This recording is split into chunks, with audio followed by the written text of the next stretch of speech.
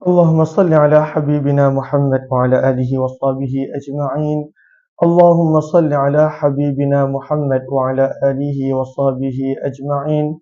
اللهم صل على حبيبنا محمد وعلى آله وصحبه أجمعين. بسم الله الرحمن الرحيم. السلام عليكم ورحمة الله وبركاته. بسم الله الحمد لله والصلاة والسلام على حبيب الله سيدنا محمد بن عبد الله وعلى آله وصحبه ومن والاه. سبحانك لا علم لنا إلا ما علمتنا إنك أنت العليم الحكيم ولا حول ولا قوة إلا بالله العلي العظيم. اللهم رب اشرح لنا صدورنا. Ya Allah, lapangkanlah hati-hati kami. Wa yassir lana umurana. Permudahkanlah segala urusan kami. Wahlul 'uqdatam min alsinatina. Hilangkanlah ikatan daripada lidah kami. Yafqahu aqwalana, agar boleh difahami tutur bicara kami. Allahumma faqihna fid din. Ya Allah, berikanlah kepada kami pemahaman agama. Wa'allimna ta'wil, ajarkanlah kepada kami pengetahuan dan pemahaman Al-Quran. Allahumma inna nas'aluka ilman nafi'ah. Kami meminta kepadamu, ya Allah, ilmu yang bermanfaat. Wa rizqan tayyibah, rezeki yang baik lagi suci. Wa amalan mutaqabbala, amalan yang diterima. Wa shifaan min kulli da', dan penyembuhan daripada segala jenis penyakit. Amin, amin, ya Rabbal Alamin. Amin, amin, ya Rabbal Alamin. Ahlan wa sahlan wa marhaban bikum. Kita bertemu di dalam pertemuan Hayati Quran siri yang ke-702 bersama dengan saya Umar Aziz, dan pada pagi ini kita nak berkongsi tentang ayat yang ke-14 daripada surah yang ke-9 At-Taubah, muka surat yang baru, muka surat 189. Seperti biasa, kita akan buat 4 perkara dalam tempoh beberapa minit ini. Yang kita akan baca dulu iaitu tadarus. Kita akan ulang kaji satu hukum tajwid, tidaklah keseluruhan ayat, satu hukum tajwid. Itu adalah yang kedua. Yang ketiga, kita akan perhatikan terjemahan.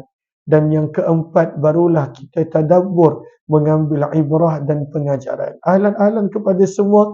Mohon jasa baik yang baru join untuk bantu share, bantu untuk kongsi, bantu untuk sebar luas. Mudah-mudahan lebih ramai yang beroleh manfaat, insya-Allah. Ahlan-ahlan kepada Wak 27, Kak Tima, terima kasih. OneStream yang memberi gift, begitu juga Ros, Amidah Azmi, terima kasih banyak-banyak. Waalaikumsalam warahmatullahi wabarakatuh. Ramlah, Nurul, Aim, MLK dan juga yang lain. Ahlan-ahlan kepada semua. Siti Ragina, terima kasih. Begitu juga Safia Safian, Acin Alin, Nurita, Nurul Hidayat dan juga Ana Sukaimi, Wan Muhammad Suid, Muhammad Nur, Adidah Aidil daripada Singapura, kemudian Alifah Nasran, Safia Safian dan juga semua yang lain. Ahlan-ahlan kepada semua. Begitu juga Kak Marwani Ahmad. Terima kasih kepada yang bersama dalam program Hayati Quran siri yang ke-702 ini. Kita nak mulakan dahulu dengan bacaan Al-Quran dengan tadarus kerana mengamalkan sunnah Nabi SAW, saranan daripada baginda. Baginda bersabda, barang siapa membaca satu huruf, menyamai pahalanya dengan 10 hasanah. Man qara'a harfan min kitabillah, barang siapa membaca satu huruf. Dan tak ada orang pun baca satu huruf. Selalunya orang baca banyak huruf ataupun paling kurang satu ayat.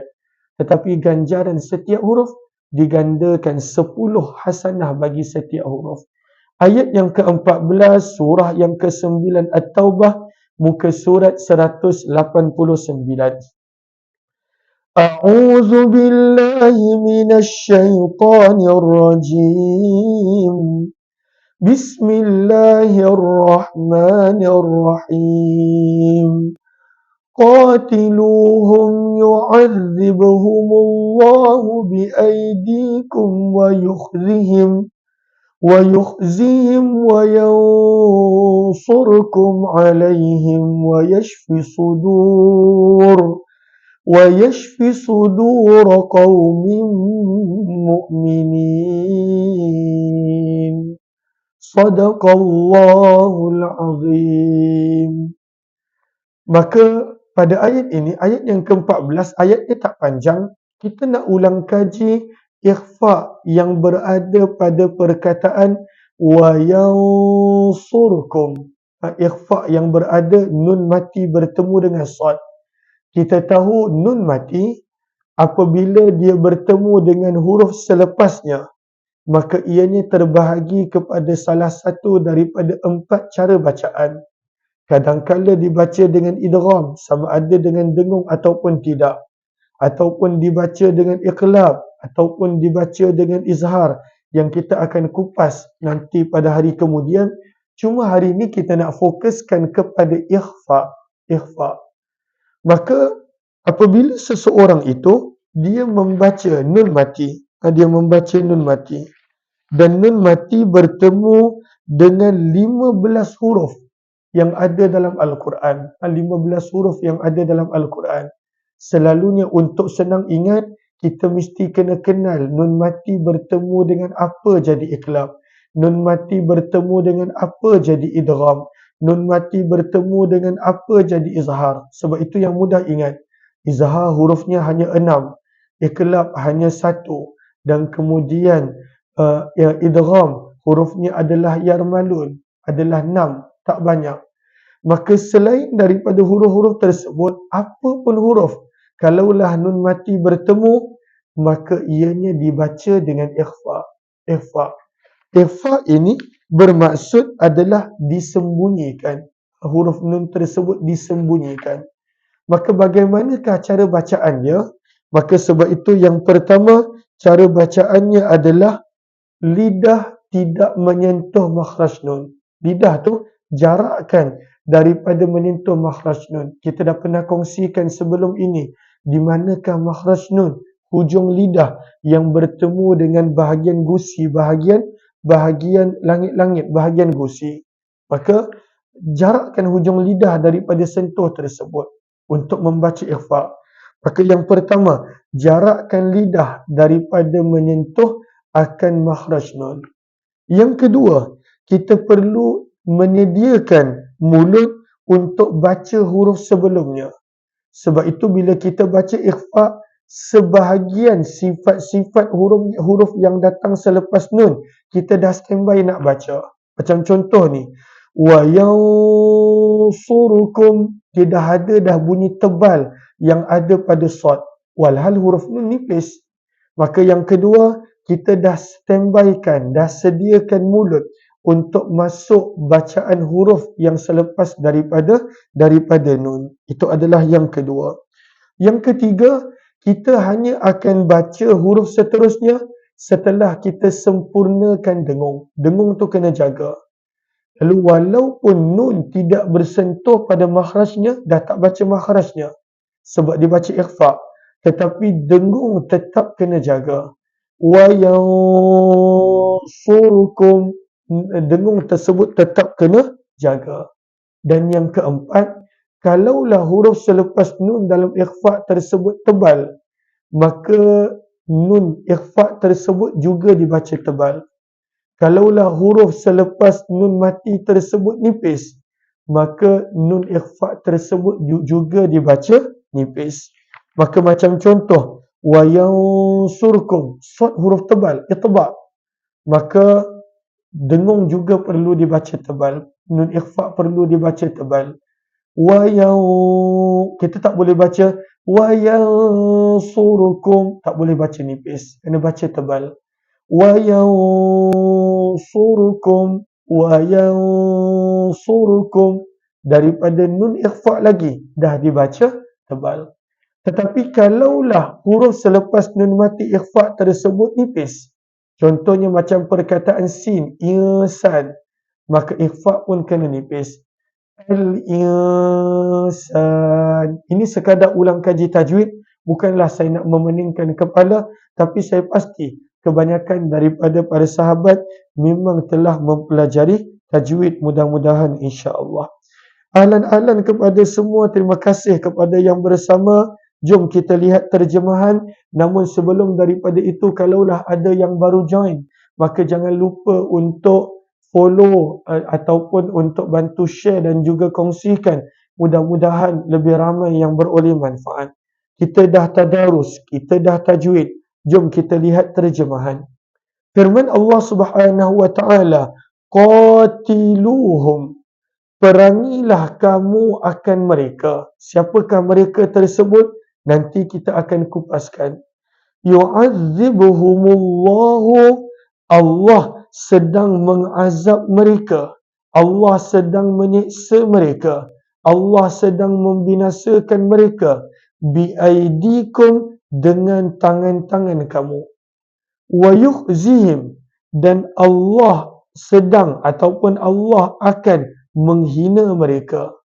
Wa yansurkum, dan Allah akan menolong kamu. Alaihim, dalam mengalahkan mereka. Wa yashfi, dan akan mengubati. Sudura, hati-hati. Qaumin mu'minin, kaum yang beriman, golongan yang beriman. Maka ini adalah terjemahan dia. Sebelum kita baca ayat tentang peperangan ini, perlu kita ulang balik berkali-kali supaya kita tidak salah faham tafsir. Sebab kalaulah dibaca terjemahan terus, maka itu yang menjadi ada sekelompok orang yang mana di ekstrim. Apakah ekstrim? Dia pergi angkat senjata dan dia serang mana-mana orang bukan Islam yang walaupun tak melakukan kesalahan. Sebab dia baca ayat daripada terjemahan tanpa melihat kepada konteks keseluruhan ayat. Para ulama tafsir telah sebut dan kita telah ulang beberapa kali. Ada dalam tafsir Al-Wasit, ada dalam tafsir Ma'ariful Quran, bahawa apabila kita baca surah At-Taubah, kita perlu faham ada 4 jenis golongan orang-orang musyrikin pada zaman Nabi SAW.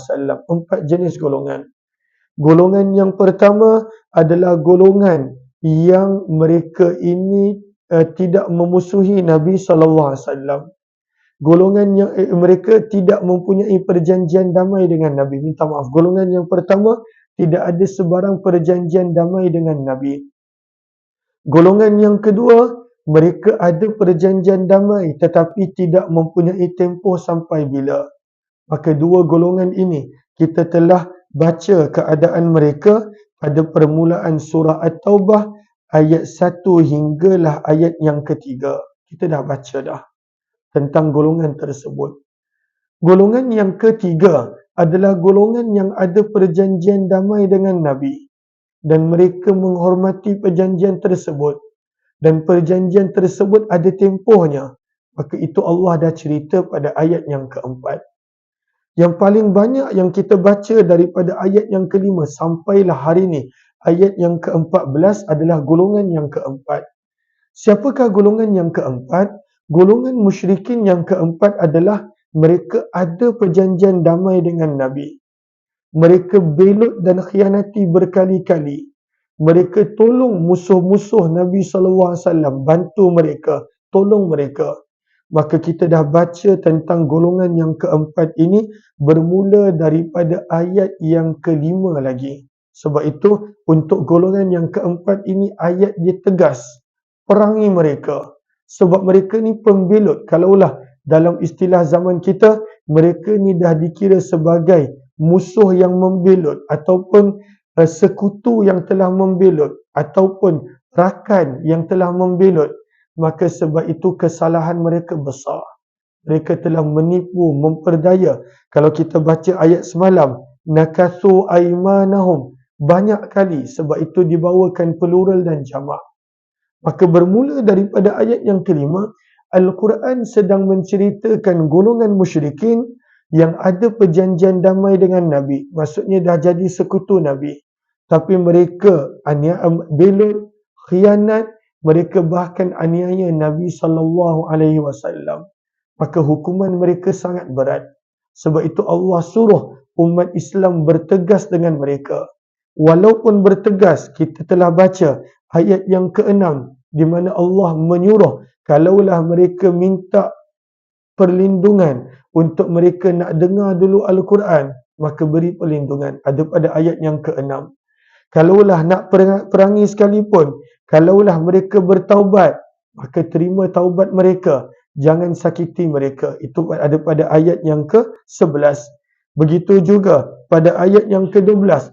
Allah berfirman, walaupun sedang memerangi mereka, kalaulah nampak mereka ni boleh berubah, maka berhenti daripada peperangan. La'allahum yantahun. Itu semua ada pada ayat-ayat sebelum ni. Jadi jangan kita baca satu ayat dan kita anggap Islam ni ganasnya. Islam ni dia suruh perang orang. Kita kena faham keseluruhan situasi yang kita dah baca daripada ayat yang kelima. Cuma kita punya program setiap hari satu ayat yang kita nak ulang kaji. Kecualilah kalau ayat tu terlalu pendek, maka barulah kita gabungkan dengan ayat-ayat yang lain. Sebab itu jom kita lihat apa pengajaran dia ataupun ringkasan dia. Maka ringkasannya, kata para ulama rahimahumullahu ta'ala, yang kita boleh lihat ringkasan. Maka pada ayat yang ke-14 dan 15, dua ayat ini. Pada dua ayat ini, Allah memerintahkan umat Islam dengan perintah yang sangat jelas. Kalau kita nampak mula-mula lagi, qatiluhum, dengan perintah yang sangat jelas. Allah memerintahkan umat Islam untuk memerangi golongan pembelut perjanjian, pengkhianat sekutu dan juga golongan yang telah menolong musuh-musuh Nabi SAW secara terbuka dan terang-terangan. Maka apakah perintah Allah kepada umat Islam? Qatiluhum, perangilah kamu akan mereka. Dan Allah sebut pada dua ayat ini 6 kelebihan apabila umat Islam memerangi golongan yang macam ni, golongan yang tak tahu bersyukur ni, golongan yang mengkhianati umat Islam, pembelut, penganiaya, yang menolong musuh-musuh Islam walaupun ada perjanjian damai dengan Islam. Maka Allah sebut ada 6 kelebihan dalam pada memerangi mereka. Ada 6 kelebihan. Maka ini adalah ringkasan ayat yang ke-14 dan 15. Sebab itu firman Allah Subhanahu wa taala, firman Allah, qatiluhum, perangilah kamu akan mereka. Perangi mereka. Angkat senjata. Di sini sebenarnya pengajaran yang kita boleh dapat di mana Al-Quran menyuruh memerangi golongan musyrikin yang membelut, mengkhianat, menganiaya Nabi SAW dan umat Islam walaupun ada perjanjian. Maka kita dapat pengajaran yang pertama, kata para ulama, sebenarnya daripada ayat yang kelima Allah dah bagi dah penjelasan. Dah ada penjelasan, dah ada bukti, dah ada dalil, dah ada segala-galanya. Maka setelah semua tu, sekarang ini adalah waktu untuk bertindak. Maka tindakan adalah penting. Sebab itu pengajaran yang pertama, apakah pengajaran yang kita boleh dapat? Pentingnya untuk melakukan tindakan setelah begitu banyak diberikan penjelasan dalil dan hujah. Bayangkan daripada ayat yang kelima lagi, فَإِذَا سَلَخَ الْأَشْهُرُ. Tindakan adalah penting. Dan itu yang kadang-kala masalahnya pada zaman kita, yang mana kadang-kala tindakan tak ada. Kalaulah mesyuaratnya bersesi-sesi, bersiri-siri, kalaulah dia punya brainstorming dia berkali-kali, tetapi last kali tidak ada tindakan. Walhal dunia ni adalah, ianya adalah darul asbab, ianya bergantung kepada tindakan. Maka tindakan adalah penting. Sebab itu bila Allah dah terang daripada ayat yang kelima pelbagai penjelasan kenapa kena perangi mereka, kenapa kena ambil tindakan terhadap mereka, kenapa kena itu, kenapa kena ini. Last sekali ayat yang ke-14 Allah berfirman, qatiluhum, tindakan kena buat, perangi mereka ini.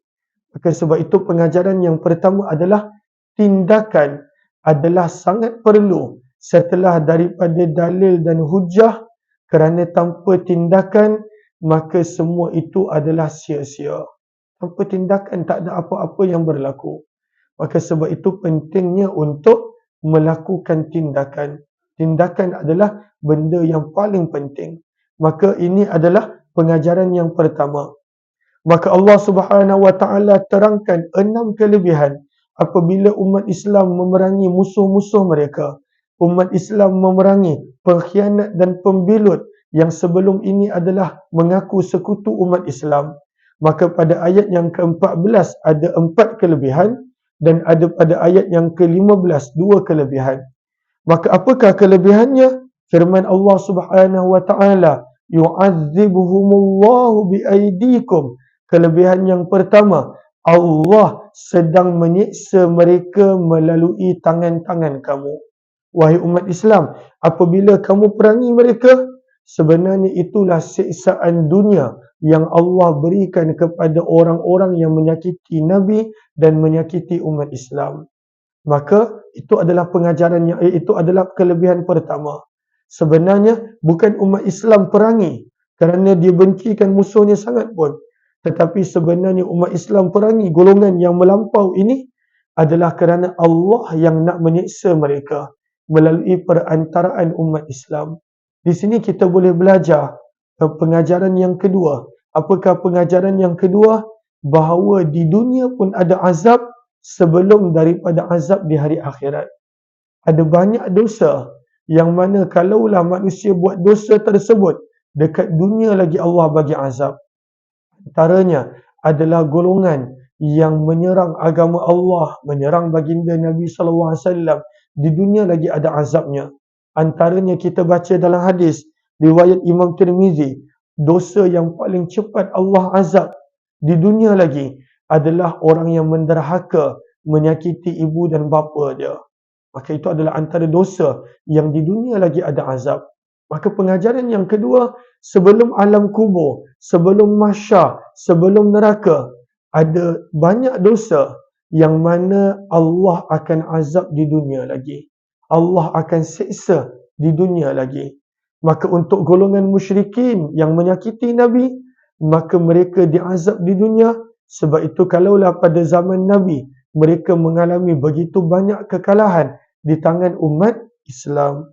Maka pengajaran yang kedua adalah bahawa adanya azab di dunia bagi dosa-dosa yang Allah inginkan azabnya disegerakan.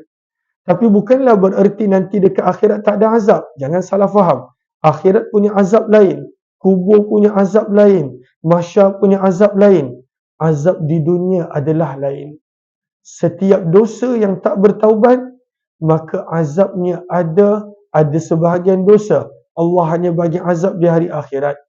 Tapi ada dosa yang mana di dunia lagi Allah bagi azab, yang mana pengajarannya untuk kita antaranya adalah dosa menderhaka pada ibu dan ayah, menyakiti ibu dan ayah. Maka itu pengajaran yang kedua.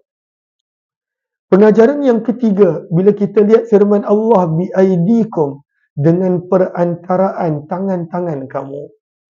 Sebenarnya perkara itu datang daripada Allah, tapi dengan perantaraan tangan-tangan kamu.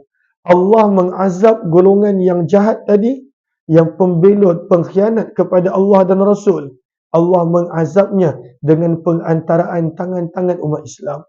Allah boleh je azab direct dengan taufan, dengan gempa bumi, dengan tsunami, dengan apa-apa. Allah boleh je azab. Tapi kadang-kala Allah berikan azab melalui seseorang untuk kita ambil pengajaran. Bahkan kadang-kala Allah bagi nikmat pun melalui seseorang. Maka sebenarnya pengajaran yang ketiga adalah apa yang berlaku semuanya adalah perantaraan. Apa yang berlaku? Semuanya adalah perantaraan. Sebenarnya hakikat yang berlaku semuanya dengan kehendak Allah. Semuanya. Allah gerakkan hati seseorang untuk bantu kita. Allah gerakkan hati seseorang untuk bantu kita. Allah gerakkan. Saya banyak kali. Bahkan kali ni Allahumma salli ala sayyidina Muhammad. Kali ni saya beritahu. Sebenarnya minggu depan kan saya ada nak buat daurah. Saya dah lama dah berhenti daurah sebab sebelum ni sibuk dengan madrasah. Tapi saya minat untuk anjurkan daurah. Saya minat. saya minat untuk anjurkan daurah. Sebab bila saya anjurkan daurah, satu saya boleh belajar. Sebab saya memang kena duduk, sebab saya anjurkan. Saya kadang-kadang kena duduk paling depan. Lalu saya sangat minat untuk anjurkan daurah. Kalaulah sebelum ni waktu COVID, banyak daurah yang kita buat. Dan insya-Allah minggu depan ada daurah. Ada daurah yang saya akan buat. Lalu sebenarnya daurah tu kos dia besar. Banyak benda. Walaupun tak disediakan makanan, tapi kita nak bagi juga sagu hati kepada masjid sebab guna aircon, ataupun kita nak juga bagi sagu hati kepada guru sebab dia mengajar lama, 3 jam, 4 jam dia mengajar. Maka kos tersebut besar. Ini nak cerita perantaraan. Maka daurah tersebut sambutannya taklah seperti yang diharapkan. Sebab saya sengaja buat hari kerja. Sebab Sabtu Ahad selalunya memang orang sibuk dengan cuti sekolah dan sebagainya. Lalu saya buat cuti pada waktu bekerja. Lalu sambutannya daripada sudut penyertaan taklah begitu menggalakkan. Lalu perlu lebih kurang hampir 1,000 lebih untuk kita bagi kepada masjid. Masjid punya aircon, sekali dia on, ada berapa banyak. Walaupun masjid sebenarnya taklah kisah sangat. Cuma kita nak bagi kepada masjid beberapa ratus. Sebab digunakan untuk anjuran ini. Begitu juga nak bagi kepada guru sebab dia datang mengajar lama 4 jam ataupun 3 jam lebih. Tapi Masya Allah semalam dengan perantaraan seseorang, maka bilangan tersebut Allah bagi melalui cara lain. Kalaulah nak ikutkan melalui anjuran daurah ni, walaupun dah letak yuran, sambutannya tak menggalakkan sebab hari kerja, dan sengaja buat hari kerja. Sebab kadang-kadang hari Sabtu ada tugasan lain ataupun ada program lain. Tapi pengajaran yang ketiga, semuanya berlaku dengan izin Allah. Dan Allah menggunakan perantaraan biaidikum, perantaraan hamba-hambanya untuk bantu kita. Allah menggunakan perantaraan hamba-hambanya. Oleh sebab itu bila berlaku semalam, saya syukur sangat-sangat, hargai sangat-sangat. Cukup, betul-betul cukup untuk apa yang nak dianjurkan daurah. Supaya boleh tersebarnya ilmu, sebab nanti kita akan belajar tentang solat pada minggu hadapan. Dan insya-Allah pada bulan Ramadan pun saya nak baca kitab berkenaan tentang hati pada Ramadan. Kitab tersebut tebal, harap kita boleh baca setiap hari pada bulan Ramadan, selain daripada Hayati Quran yang kita memang akan kekalkan, dan Mahsyar yang kita akan mulakan balik pada bulan Ramadan. Kita cuba. Cumanya ada pelbagai ujian juga. Mungkin saya ada pergi umrah, belum confirm. Tapi setakat ni yang belum confirm, kita cuba mulakan dahulu insya-Allah. Maka setiap yang berlaku biaidikum, Allah menggunakan perantaraan banyak benda. Tapi janganlah pula pada waktu itu kita lupa nak bersyukur dan menghargai Allah. Sebab sebenarnya semua berlaku dengan izin dan kehendak Allah Subhanahu wa ta'ala. Pengajaran yang ketiga daripada biaidikum. Wa yukhzihim. Pengajaran yang keempat, Allah hina mereka. Maka di sini kata para ulama, manusia yang Allah hina, itulah penghinaan yang sebenar. Wa yukhzihim, Allah hina mereka. Maka dalam peperangan ini, Allah menghina musuh-musuh Nabi SAW, musuh-musuh agama, musuh-musuh Islam. Dan pengajaran yang keempat, penghinaan daripada Allah, itu adalah penghinaan yang sebenar. Kita kadang-kala kita tengok kisah para Nabi, kisah para sahabat, bagaimana para Nabi dicemuh, dihina. Tetapi itu bukan penghinaan. Sebab Allah masih redha. Penghinaan yang sebenar adalah apabila Allah murka dan Allah menghina kita. Walaupun seluruh manusia puji dan sanjung. Dan sebenarnya, pujian yang sebenar adalah apabila Allah sayang kita, walaupun semua manusia hina dan cemuh kita. Maka pengajaran yang keempat, penghinaan yang sebenar adalah apabila Allah hina kita. Walaupun manusia puji, walaupun manusia sanjung. Kalau kita tengok ayat ini turun ketika di dalam peristiwa pembukaan kota Mekah. Sebelum berlaku pembukaan kota Mekah, orang-orang Quraisy disanjung yang mana Muhammad tak boleh buat apa-apa. Muhammad tak boleh lakukan apa-apa di atas pembelutan mereka. maka sanjungan daripada manusia. Tetapi Allah apabila nak menghina, maka penghinaan daripada Allah adalah real. Allah hina manusia tersebut dan meletakkannya ke dalam tempat yang paling hina di dunia dan pastinya di neraka kelak. Maka itu adalah pengajaran yang keempat. Pengajaran yang kelima, maka firman Allah Subhanahu wa taala, wa yansurukum alaihim. Kata para ulama tafsir, maka pengajaran yang kelima dalam melakukan tindakan memerangi musuh-musuh agama, di situ akan adanya nusrah bantuan Allah. Walaupun dalam peperangan akan ada yang syahid, akan ada yang terkorban, akan ada segala-gala yang berlaku. Tetapi sebenarnya dalam memerangi musuh-musuh Allah, dalam memerangi golongan yang mengkhianati Nabi SAW dan agama Allah, di situ terletaknya nusrah dan bantuan Allah. Allah bantu, Allah nusrah. Walaupun kadang-kala taklah pada masa ini, tetapi bantuan Allah pasti tiba. Maka di dalam melakukan tindakan qatiluhum, memerangi pengganas-pengganas ataupun pembelot-pembelot ataupun pengkhianat-pengkhianat, maka di situ adanya nusrah dan bantuan Allah. Itu adalah pengajaran yang kelima. Dan pengajaran yang keenam, firman Allah, wa yashfi sudura qaumin mu'minin. Sebenarnya Allah ingin untuk menyembuhkan luka hati-hati orang beriman.